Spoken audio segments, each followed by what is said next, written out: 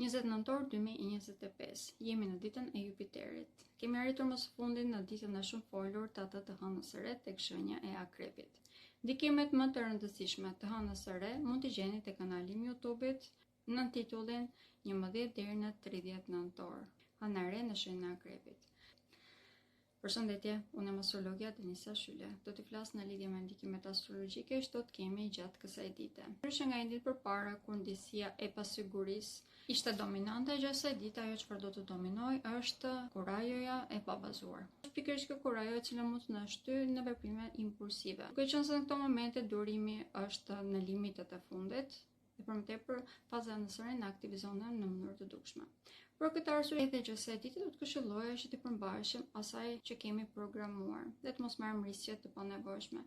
Këshill është shumë më tepër e vlefshme gjatë orës 9:24 deri në orën 10:26 kur hëna do të jetë në zbrazëti. Qëse se në këtë periudhë jemi shumë më tepër të hapur ndaj aksidenteve.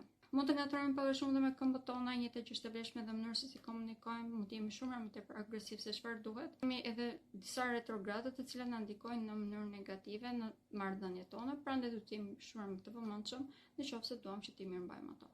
Gjithë ndjesitë vazhdojnë që të jenë intensive, por me kalimin e hënës tek shenja shqiptare pranë orës 10:26, kjo tashmë do të bëhet shumë më e menaxhueshme.